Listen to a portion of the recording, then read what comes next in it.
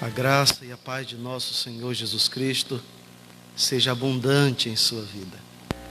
Nós estamos juntos mais um domingo para meditarmos na palavra de nosso Senhor Jesus Cristo, para imergirmos com toda a nossa devoção no ensino que da palavra de Deus emana, a fim de que a nossa fé seja fortalecida e nós possamos sobrepujar os momentos críticos, adversos, em que nós nos encontramos.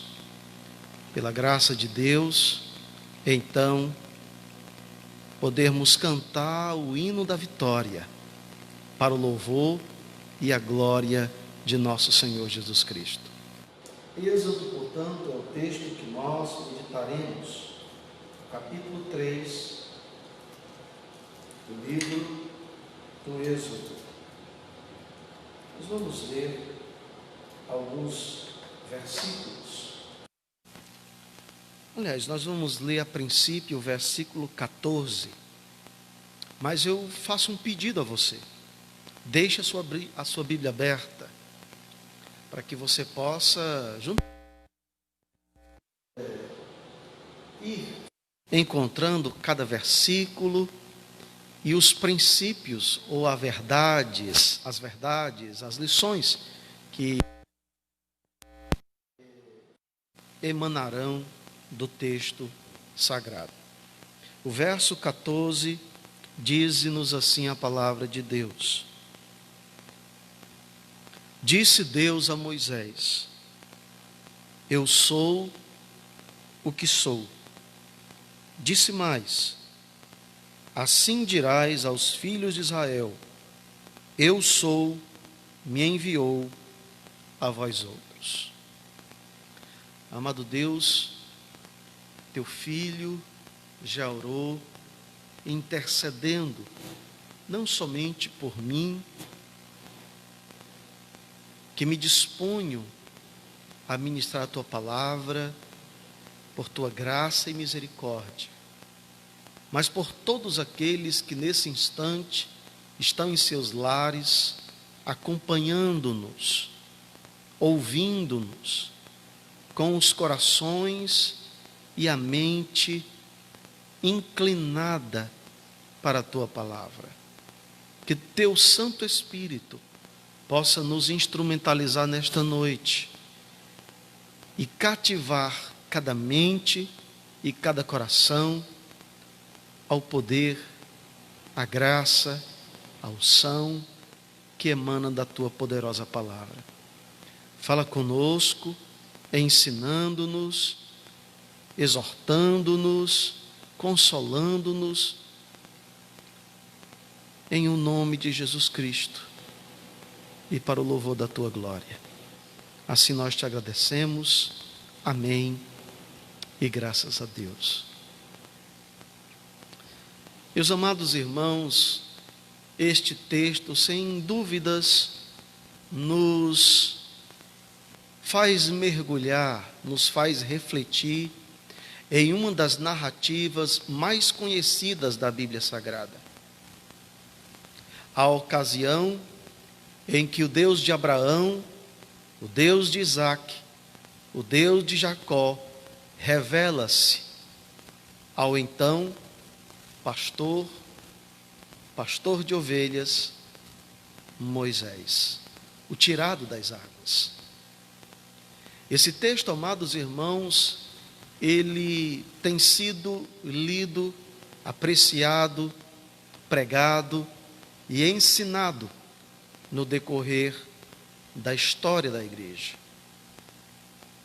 Mas essa noite, uma vez mais, eu gostaria de chamar a sua atenção para algumas lições que nós certamente encontraremos no texto e aprenderemos com o texto sagrado.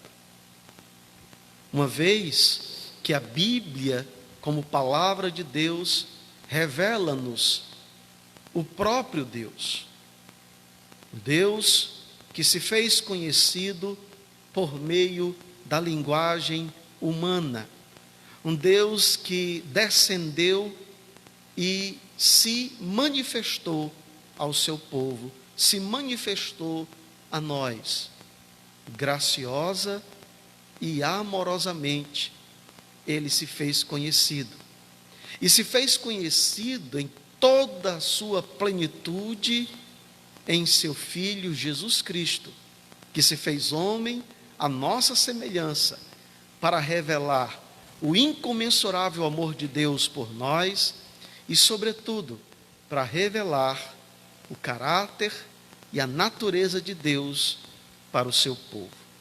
Portanto, esse texto, ele é importantíssimo no que tange a nossa fé, porque nele nós encontramos um Deus que intervém, um Deus que está no controle da história, um Deus que interage com a sua criação, um Deus ativo, um Deus que se move, um Deus que vem até nós. Portanto, mergulhemos nesse texto e apreciemos a palavra de Deus que dele emana. O texto sagrado, portanto, nos revela uma lição imprescindível, que explicitamente emana do texto.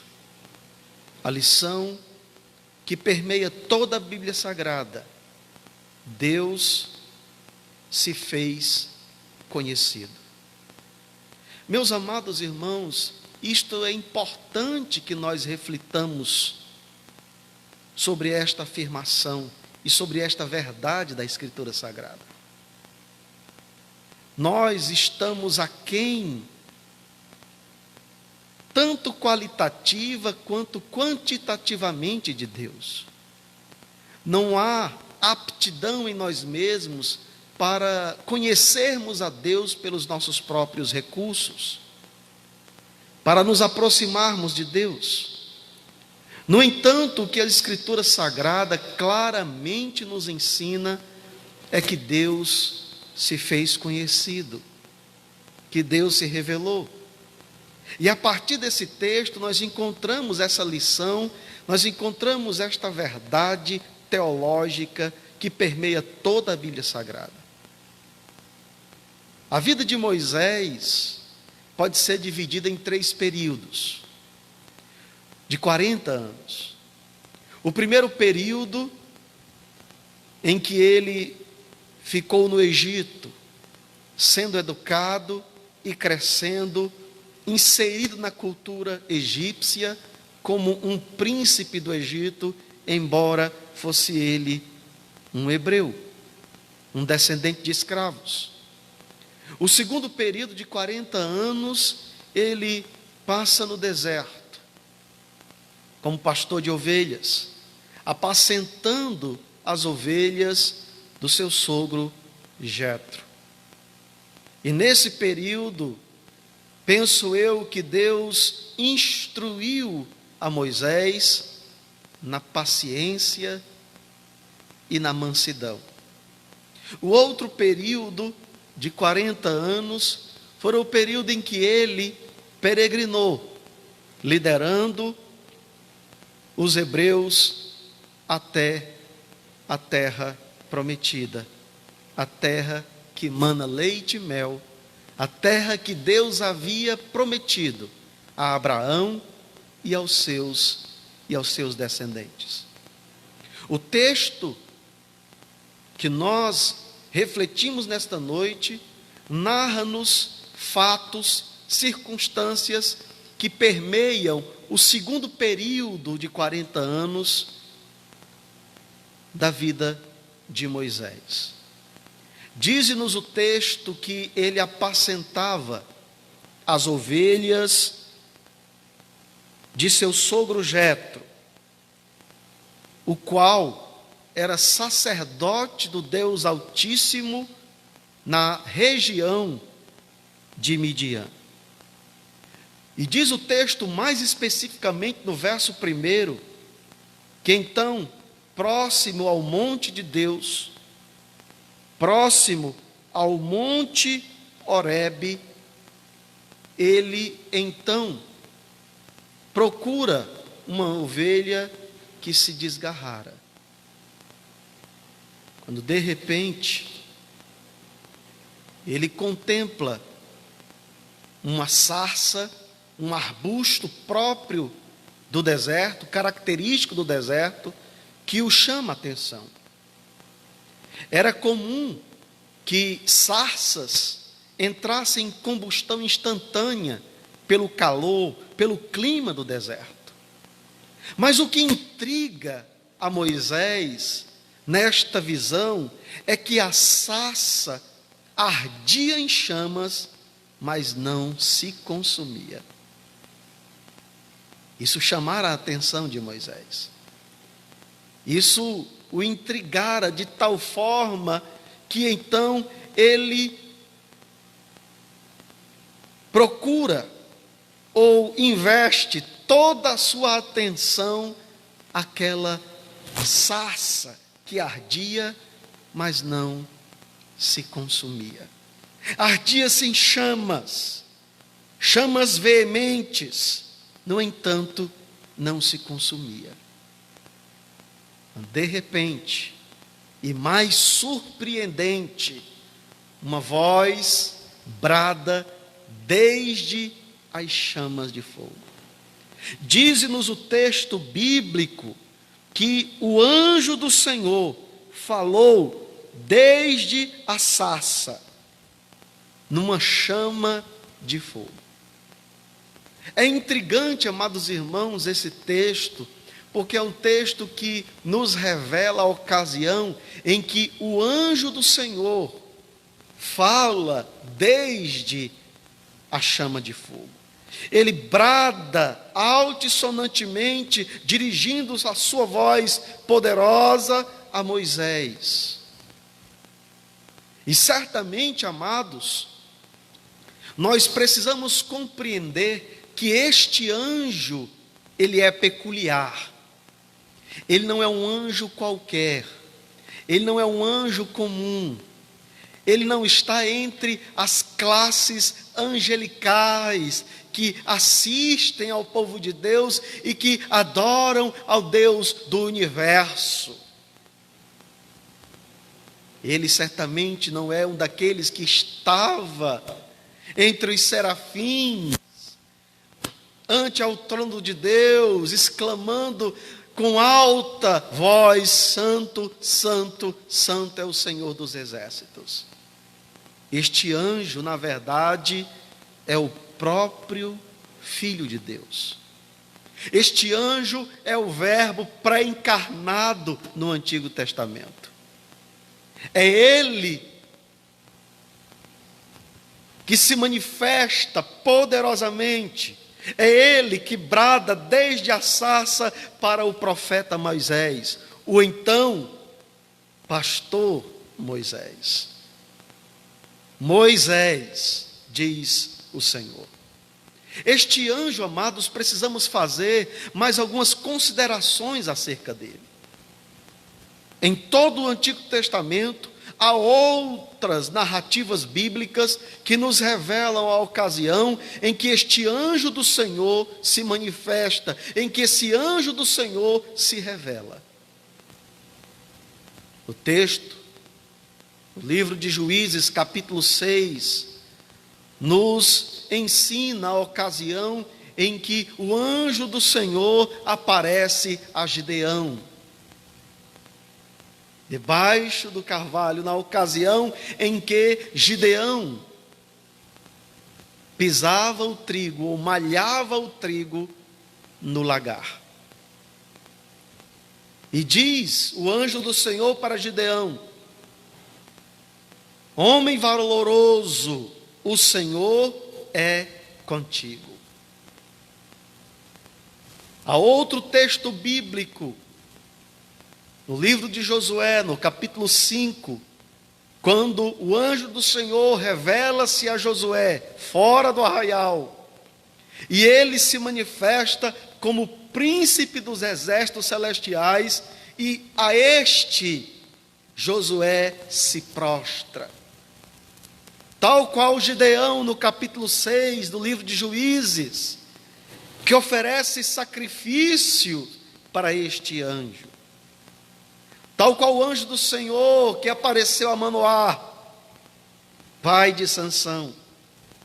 O anjo do Senhor que apareceu a Abraão em sua tenda, lhe fazendo a promessa de lhe conceder um filho que nasceria de suas entranhas, ou seja, de sua esposa, que, além de estéril, já era avançada em idade. Portanto, meus amados irmãos, o que nós encontramos nesse texto é aquilo que os eruditos, que os estudiosos da Bíblia chamam de cristofania. Ou seja, a manifestação do Filho de Deus pré-encarnado no Antigo Testamento. É a manifestação do Verbo no Antigo Testamento. É a manifestação da palavra que esteve com Deus desde toda a eternidade.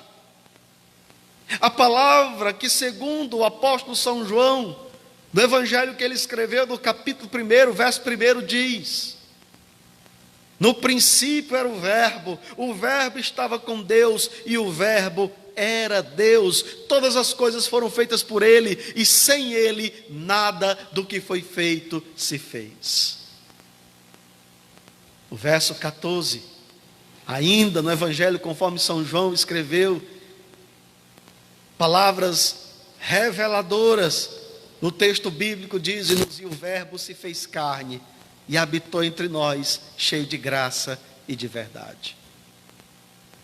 O fato, amados irmãos, é que todas as vezes em que Deus se revela ao homem, Ele revela-se graciosamente por meio de seu Filho Jesus Cristo. Cristo não é o mediador entre Deus e o homem apenas no Novo Testamento. A mediação de Cristo, ela é eterna. Essa mediação poderosa, que todo conhecimento de Deus para o homem, ou toda palavra de Deus para o homem, ou toda a bondade, a graça, a misericórdia de Deus para o homem, é por meio de nosso Senhor e Salvador Jesus Cristo. Portanto, o texto aqui nos revela, amados, o próprio Verbo eterno, a palavra de Deus eterna, que estava com Deus na criação, e por meio dele todas as coisas foram feitas, e para ele todas as coisas foram feitas. Ele é a razão de tudo aquilo que existe. Ele é o destino de tudo aquilo que existe. Porque todas as coisas procedem dele, e todas as coisas haverão de convergir nele para a glória e louvor do seu santo e poderoso nome. Portanto, aqui o texto nos revela a ocasião em que o anjo do Senhor, desde a sarça ardente, fala ao profeta. Acompanhe comigo a leitura do verso 2. Apareceu-lhe o anjo do Senhor, numa chama de fogo, no meio de uma sarça. Moisés olhou e eis que a sarça ardia no fogo e a sarça não se consumia. O pastor puritano Matthew Henry, comentando esse texto, diz-nos que o fogo fala-nos da justiça e da santidade de Deus. Certamente, amados irmãos, quando Deus, o Verbo de Deus, o Deus pré-encarnado, revela-se aqui na sarça ardente em uma chama de fogo, certamente emana desta revelação os seus atributos, a sua bondade, a sua natureza, e certamente a sua justiça e a sua santidade. Santidade esta que os anjos exclamam, bradam diante dele altissonantemente. Santidade esta que é incomparável. Santidade esta que é incomensurável. Mas santidade esta que ele compartilha com o seu povo. Santidade esta que ele comunica à sua igreja. Santidade esta que ele chama a sua igreja a experimentar e, sobretudo, a vivenciá-la, encarná-la. Em qualquer circunstância, vivendo sob o sol, resplandecendo esta santidade, esta glória, esta excelência moral que nós só encontramos em Deus revelado na pessoa de nosso Senhor Jesus Cristo. Deus é santo, Deus é justo. E diz-nos o texto bíblico que então o verbo de Deus, o anjo do Senhor, brada desde a sarça ardente: Moisés. O que me impressiona, amados irmãos, no texto, é essa particularidade que o texto compartilha, comunica-nos. Deus chama Moisés pelo nome. Porque Deus nos conhece, amados. A palavra de Deus nos diz que Ele conhece as estrelas e as chama pelo nome. Desde os organismos vivos,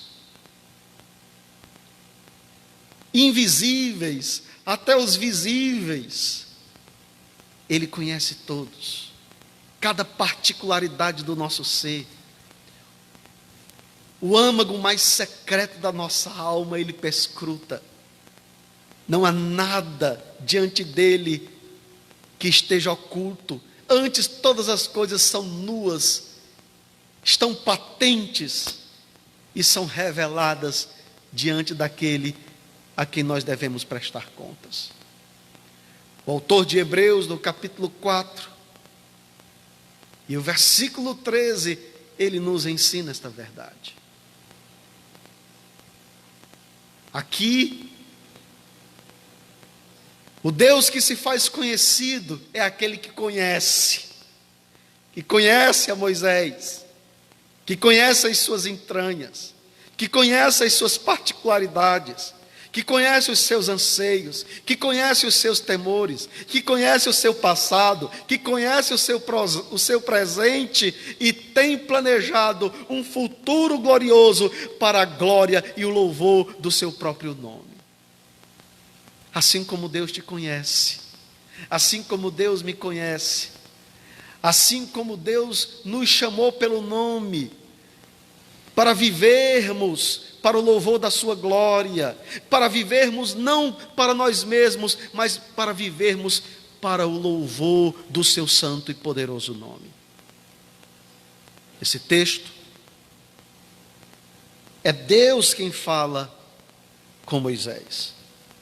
No verso 2, o texto diz que o anjo do Senhor apareceu-lhe. E no verso 4, diz-nos que fora Deus que apareceu do meio da sarça ardente.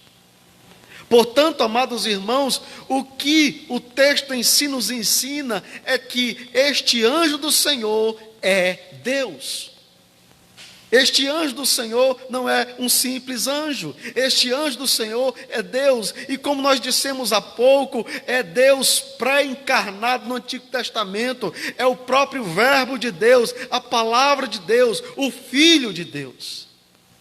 É Ele que está se revelando, é Ele que se faz conhecido em sua justiça e em sua santidade no meio das chamas da sarça ardente. Eu quero chamar a sua atenção para o fato que um texto implicitamente nos revela. Não fora Moisés que conheceu a Deus. fora Deus que se fez conhecido a Moisés. Meus amados irmãos, não somos nós que conhecemos a Deus. Pelo contrário, é Deus que se faz conhecido a nós. Não há caminho do homem para Deus. Todo caminho genuíno, todo caminho verdadeiro, segundo o Evangelho, é de Deus para o homem. É Deus que descende, é Deus que vem ao nosso encontro, é Deus que se humilha em toda a sua grandeza e se revela a nós outros.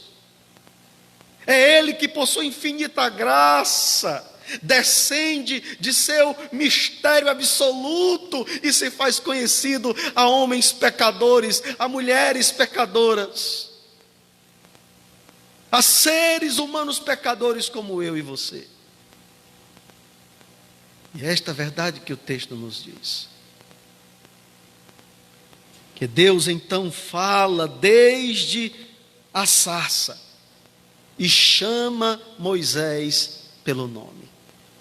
Assim como Deus chamou a mim e chamou a você pelo nome, para sermos novas criaturas, para vivermos para o louvor da sua glória, para sermos não mais de nós mesmos, mas para sermos dele, que é o Senhor de todo o universo.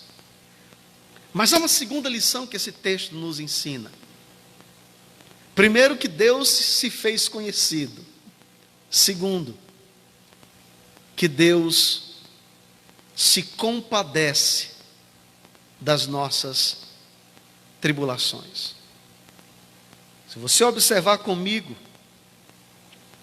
a partir do versículo 6, o texto bíblico diz-nos assim: disse mais o Senhor: eu sou o Deus de teu pai, o Deus de Abraão, o Deus de Isaque e o Deus de Jacó.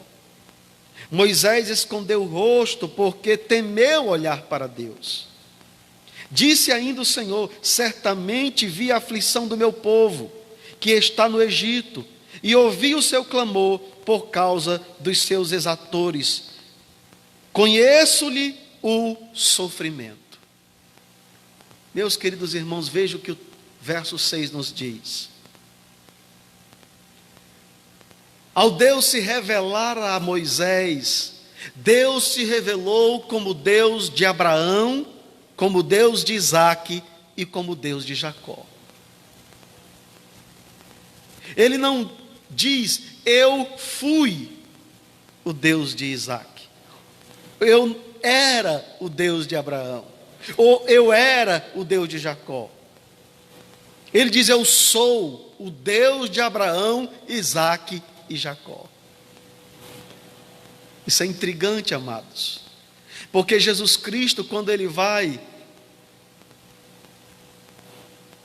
falar-nos acerca da ressurreição dentre os mortos, ele cita esta passagem no Evangelho de São Lucas, por volta do capítulo 20.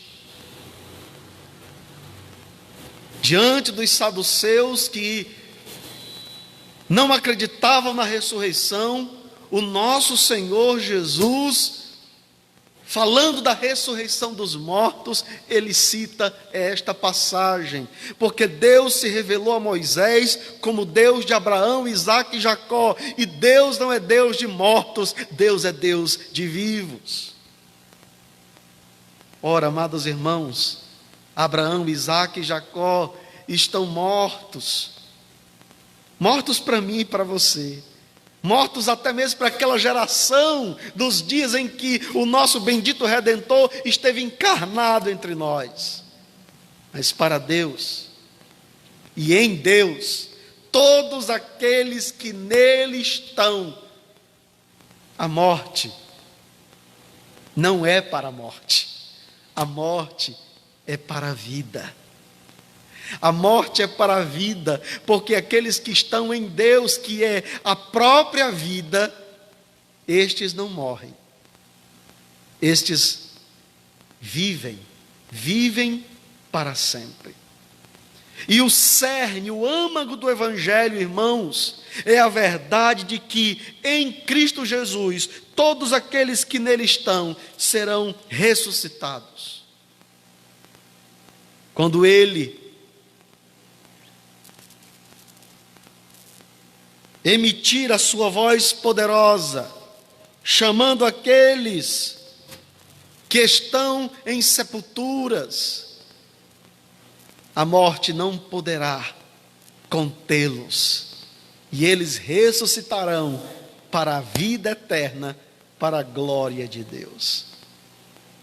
Mas veja, no Evangelho de São Lucas, no capítulo 20, verso 37, nós encontramos essa passagem em que Jesus cita esse texto. E que os mortos, Lucas 20, 37, e que os mortos hão de ressuscitar. Moisés o indicou no trecho referente à sarça, quando chama o Senhor, Deus de Abraão, o Deus de Isaque e o Deus de Jacó. No verso 38 ele diz: ora, Deus não é Deus de mortos, e sim Deus de vivos, porque para Ele todos vivem. Aleluia! Para eles todos vivem. Ora, amados, o Deus que se revela, o Deus que se faz conhecido, é um Deus de vivos, é um Deus vivificador. Aquele que está em Deus, aquele que está na vida, não morre, mas vive para sempre nele e para a glória dele. Mas eu dizia que uma segunda lição que nós encontramos nesse texto acerca de Deus é que Deus é um Deus compassivo. Ele não somente é um Deus que se faz conhecido, mas é um Deus compassivo, é um Deus misericordioso, é um Deus que se preocupa conosco, é um Deus que conhece o nosso sofrimento. Olha o verso 7. Disse ainda o Senhor: certamente vi a aflição do meu povo que está no Egito, e ouvi o seu clamor por causa dos seus exatores. Conheço-lhe o sofrimento. Conheço-lhe o sofrimento. Observe o que esse texto diz, irmãos. Deus conhecia o sofrimento do seu povo. O sofrimento do seu povo não lhe era estranho. Ele não era indiferente para com o sofrimento de seu povo. Já fazia 4 séculos que os hebreus estavam no Egito. 4 séculos de dor, de sofrimento, de trabalhos forçados.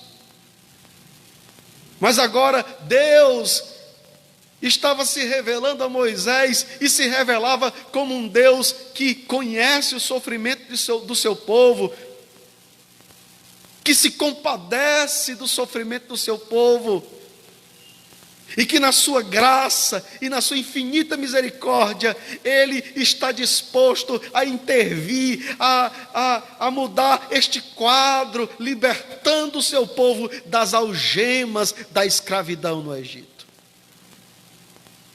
Meus queridos irmãos, o Deus que se fez conhecido em Cristo é um Deus transcendente, porque Ele está para além de tudo aquilo que foi criado. Mas também é um Deus imanente, é um Deus presente, é um Deus que se faz conhecido, é um Deus que acolhe a sua criatura, é um Deus que faz com que o sol brilhe sobre justo e injusto, é um Deus que faz com que a chuva caia sobre o justo e sobre o injusto, é um Deus que cuida, é um Deus que interage, é um Deus que ama, é um Deus que se compadece com o sofrimento do seu povo. Talvez você que perdeu um parente e esteja enlutado, as lágrimas têm pesado em seu rosto.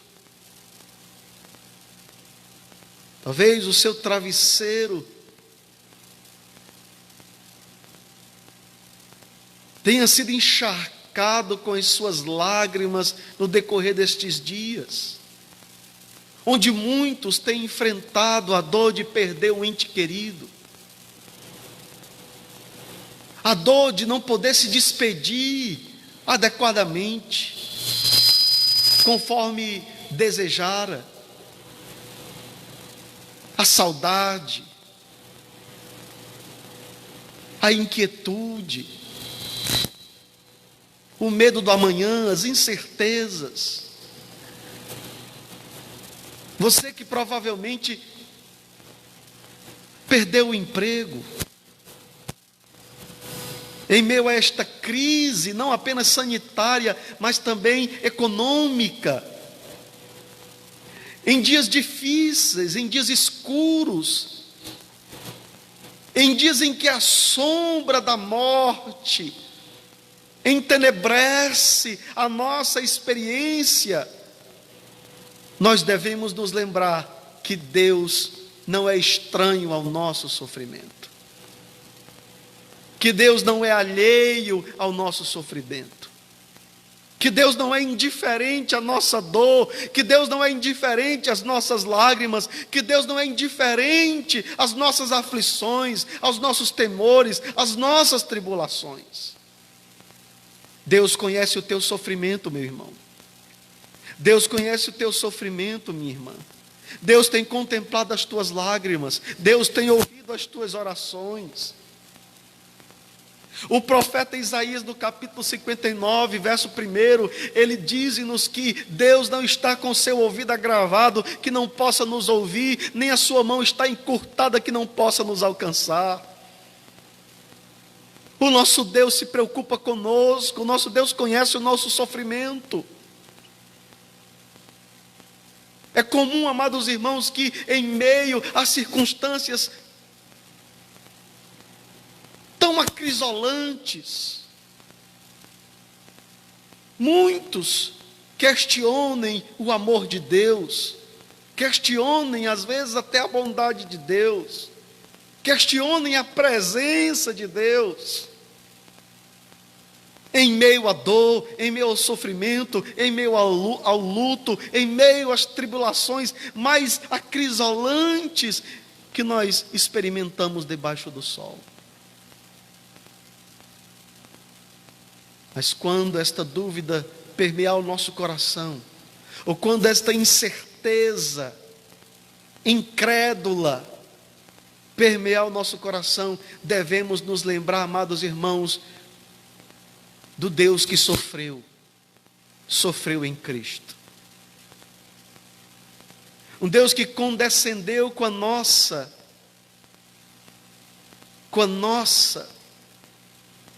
humanidade, ao se fazer homem à nossa semelhança. Um Deus que o profeta Isaías, no capítulo 53, diz-nos que ele é o varão de dores, experimentado nos trabalhos. Portanto, amados irmãos, quando nós estivermos imergidos na dor e em meu sofrimento, e perguntarmos e indagarmos: será que Deus não se preocupa com o meu sofrimento? Será que Deus não conhece a minha dor? Será que Deus não conhece o meu luto? Olhe para a cruz. Olhe para a cruz. Olhe para o Calvário. E nele contemple um Deus que sofre em nosso favor. Um Deus que em Cristo leva sobre si as nossas dores. Que Deus leva sobre si em Cristo Jesus as nossas angústias.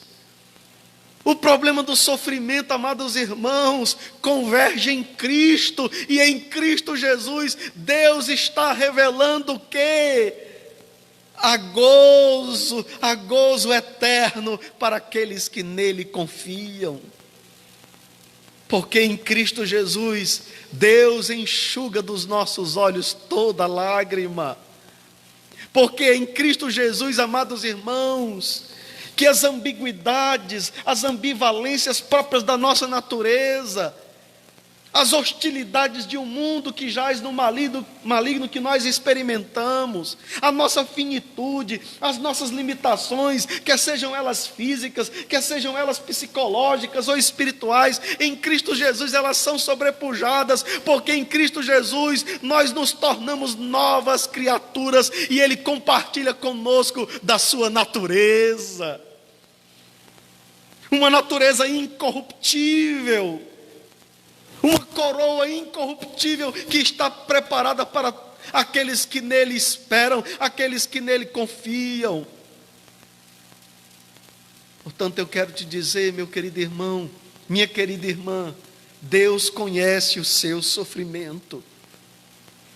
Deus tem contemplado as tuas lágrimas, tal qual Ele contemplou e conhecia o sofrimento do seu povo na escravidão do Egito. E diz o texto no verso 8: por isso desci a fim de livrá-los da mão dos egípcios e para fazê-los subir daquela terra a uma terra boa e ampla, terra que mana leite e mel, o lugar do cananeu, do eteu, do amorreu, do ferizeu, do heveu e do jebuseu. Mas o que me intriga nesse texto, amados, não é apenas a verdade que o texto nos revela de que Deus conhece o nosso sofrimento, de que Ele é um Deus compassivo, um Deus que se preocupa com as nossas aflições, um Deus que condescende com a nossa dor, com as nossas lágrimas.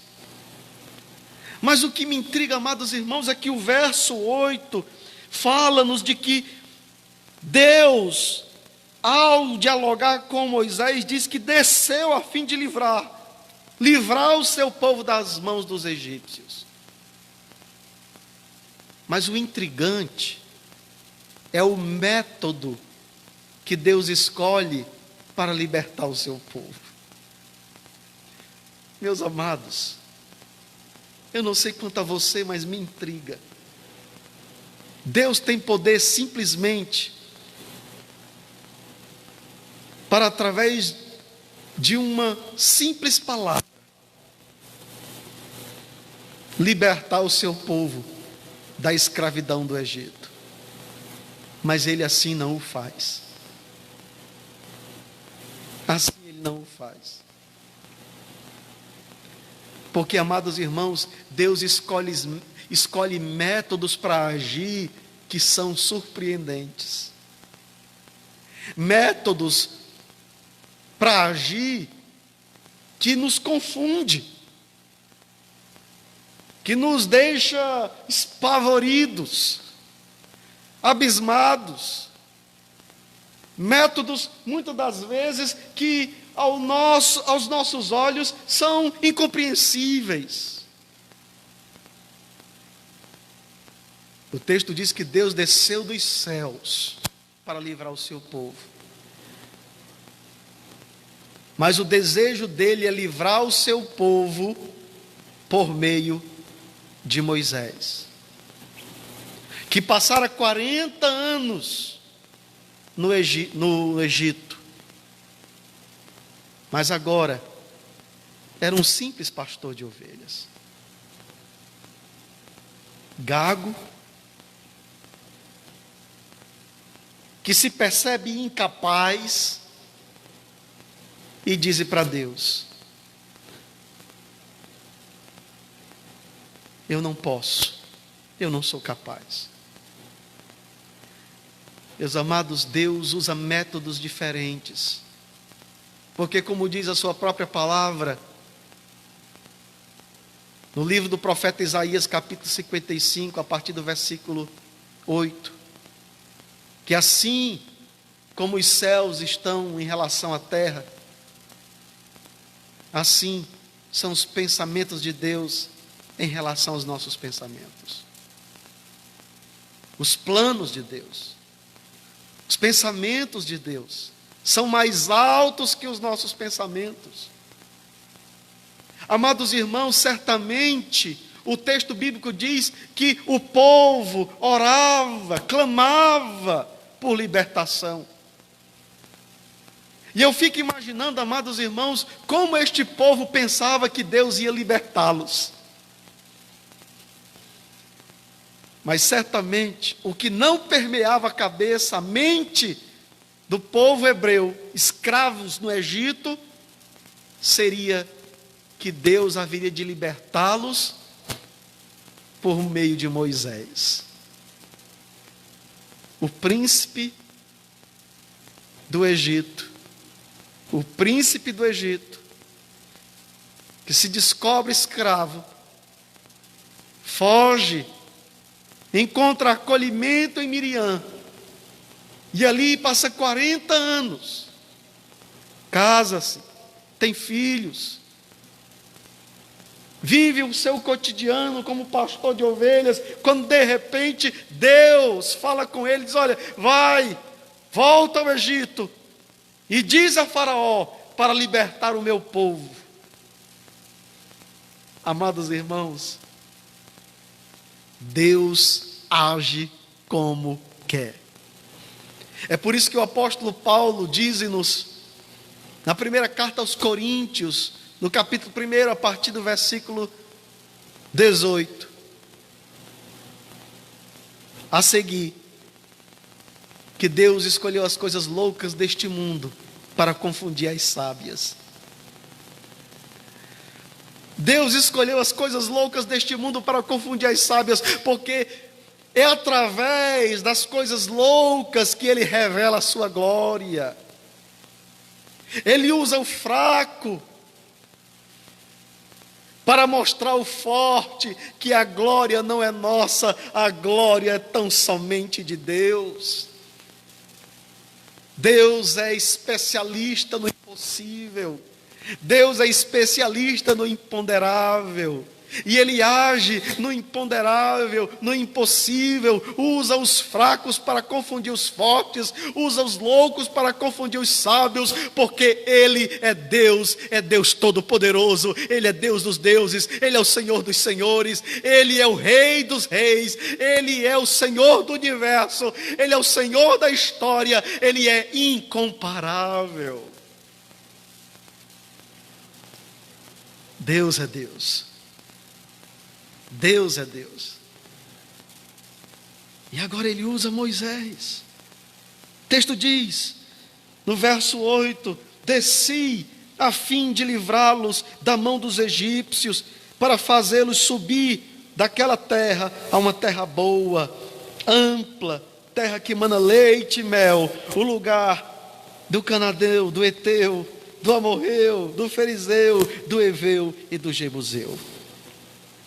Pois o clamor dos filhos de Israel chegou até mim, e também vejo a opressão com que os egípcios os têm oprimido. Vejam, amados irmãos, muitas das vezes nós achamos que, ou imaginamos, que Deus é obrigado a responder às nossas orações. E responder na hora em que achamos que Deus tem que responder. O evangelicalismo moderno, amados, o evangelicalismo contemporâneo, com raras exceções, tem se afastado da verdade do Evangelho. Tem distorcido a verdade acerca da natureza de Deus, de quem Deus é. E o que a palavra de Deus nos revela acerca do próprio Deus, que se fez conhecido a nós, que se fez revelado, que se manifestou, é que Ele é um Deus soberano. Ele age como quer e age quando quer. Certamente, amados irmãos, os filhos de Israel, os hebreus no Egito, não clamaram uma única vez. Certamente eles não oraram, não ergueram súplicas, não ergueram as mãos aos céus, pedindo a intervenção divina uma única vez. No entanto, após 4 séculos, Deus desce de sua glória para libertar o seu povo com mão poderosa e com o braço estendido. Amados irmãos, quando Deus intervém para libertar o seu povo, Ele realiza 2 coisas. Primeiro, livra o seu povo da escravidão. E nessa libertação, torna-se uma tipologia da redenção que Ele nos concedeu mediante o sacrifício de nosso Senhor Jesus Cristo. Mas também, ao descer do céu para livrar o seu povo, Ele revela a sua glória, Ele revela a sua soberania, Ele endurece o coração de Faraó, mas Ele esmaga a vontade de Faraó com seus prodígios, com as suas maravilhas, revelando que Ele está acima dos poderes terrenos, que Ele está acima do poder das nações, que Ele está acima do poder dos reis da terra, porque Ele é o Senhor, o soberano dos reis da terra. E revela a sua glória. A glória que os anjos conhecem, a glória que os anjos devotam, a glória que os anjos adoram e se prostram, mas que o homem rebelde é indiferente,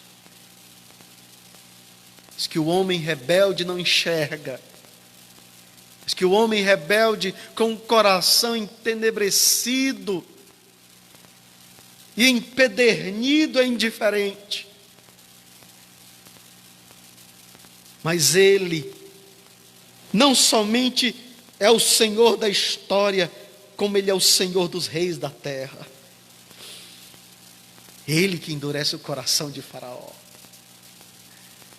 É Ele que intervém, não somente na história, mas Ele intervém no íntimo, no âmago do coração de qualquer criatura, de qualquer homem, seja ele rei, seja ele príncipe, seja ele um pastor, um agricultor, um boiadeiro, um vaqueiro, um plantador de sicômoros. Ele usa quem Ele quer para que o nome dEle seja glorificado. Assim como Ele usou um jovem pastor chamado Davi, para que o nome dEle fosse glorificado, quando Davi, pelo poder e pela graça de Deus, derrotou o gigante Golias. Agora Deus levanta Moisés, que se diz incapaz. Olha o texto a seguir. Verso 11. Então disse Moisés a Deus: quem sou eu para ir a Faraó e tirar do Egito os filhos de Israel? Meus amados irmãos, até agora eu chamei a atenção de vocês para 2 lições que o texto nos ensina. Primeiro, que Deus se revela. Segundo, que Deus se compadece. Deus conhece o nosso sofrimento. A terceira lição, também que esse texto nos ensina, é que Deus comissiona. Que Deus nos chama. Que Deus nos comissiona. Olha só o texto. O texto do verso 10.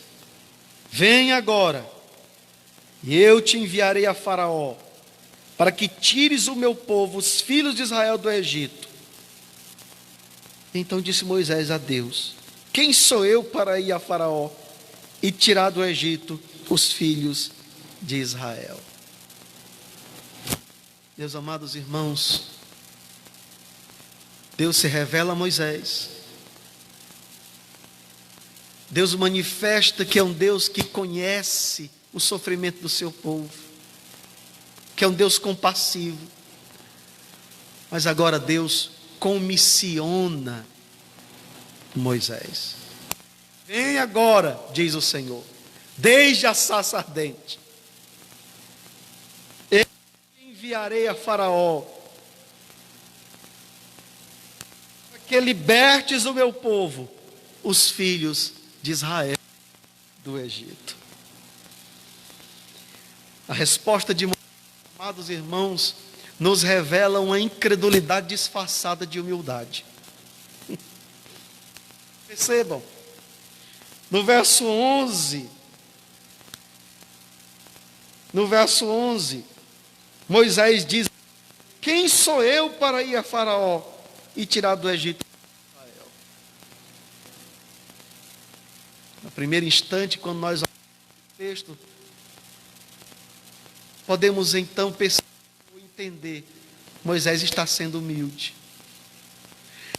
No entanto, eu concordo com o puritano Matthew Henry quando diz que aqui nós encontramos uma incredulidade disfarçada de humildade, que é o que acontece muitas vezes conosco,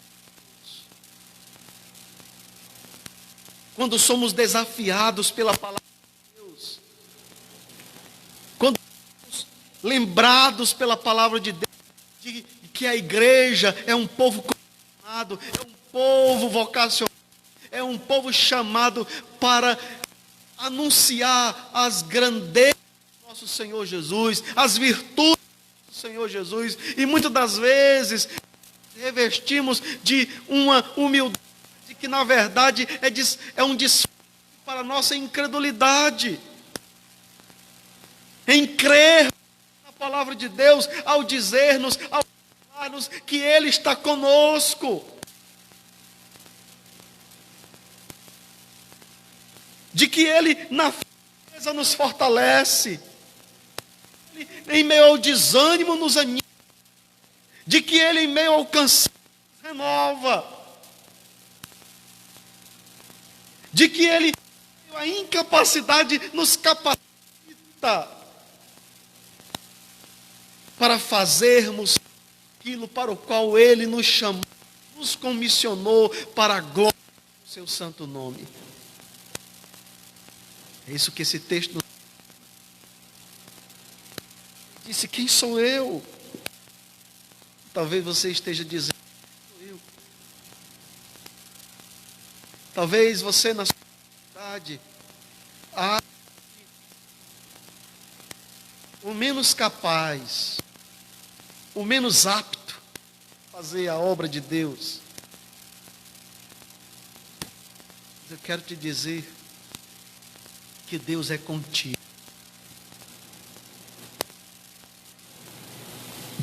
Tua força. Deus é o teu guia. Deus, Ele colocará as palavras certas nos teus lábios. Ele vai fortalecer os teus artelhos,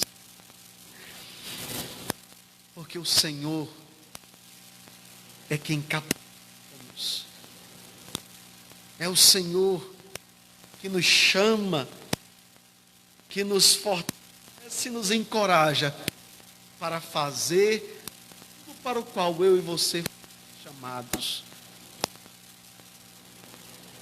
anunciarmos as boas novas de Deus em Cristo Jesus. Meus amados, não há oportunidade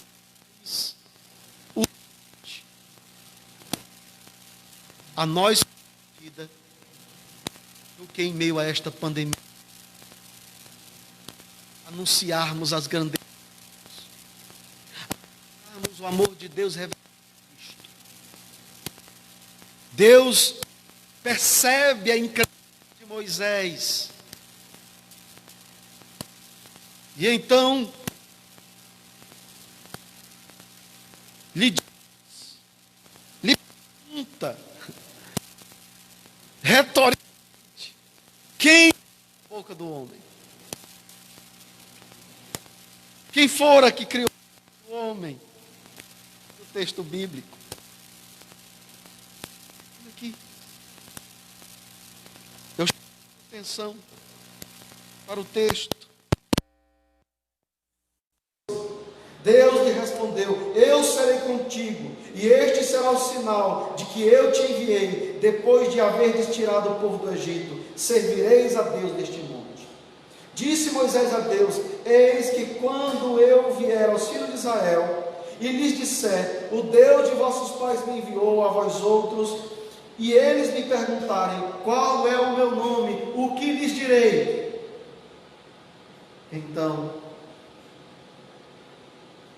disse Deus a Moisés, verso 14: eu sou o que sou. Disse mais: assim dirás aos filhos de Israel: eu sou, me enviou a vós outros. Meus amados irmãos, há 4 verdades que esta expressão que Deus usa para se referir a si mesmo nos ensinam sobre Deus. E eu quero concluir o sermão desta noite a partir deste versículo. Quando Deus responde a Moisés: quem eu direi? O que direi para os filhos de Israel? Então Deus diz: diga que eu sou. O eu sou te enviou. E como Deus aqui se revela, nós podemos aprender 4 verdades sobre Deus que esse texto nos ensina. Primeiro, que Deus é autoexistente. Ou seja, isso significa, amados irmãos, que Deus não precisa de nada, nem de ninguém, para existir, para ser o que Ele é. Tudo que foi criado, tudo que existe, depende dEle e tem origem nele. Mas Deus não tem origem, nem tampouco fim. Deus é autoexistente. Deus é o que é. Ele é de si mesmo e para si mesmo. Ele é o que é. O grande eu sou. Segundo, Deus é eterno. Ele não tem princípio e nem fim. Ele é o que é. Terceiro, Deus é imutável. Ele não oscila em seu caráter. Ele não varia em sua natureza. Ele não muda. Ele permanece o mesmo desde sempre. Como diz o autor de Hebreus no capítulo 13, verso 8, Ele é o mesmo ontem, hoje e eternamente. Ele é a rocha. Ele é inabalável. E é nele que nós encontramos segurança, amados. Porque Deus é imutável. Se estamos nele, a nossa segurança é perene, a nossa segurança não oscila. Quarto, Deus é incompreensível. E aqui, irmãos, eu quero chamar a sua atenção, porque este Deus que é incompreensível, porque Ele está além da nossa capacidade de compreender, Ele se faz conhecido, e é primordial que nós o conheçamos para ter a vida eterna. Como disse Jesus no Evangelho que João escreveu no capítulo 17, verso 3: e a vida eterna é esta, que conheçam a Ti mesmo como o único Deus verdadeiro, e a Cristo Jesus, a quem Tu enviaste. Ele se faz conhecido, e na medida que Ele se revela para nós, e nós o conhecemos, é este conhecimento que nos concede a vida eterna.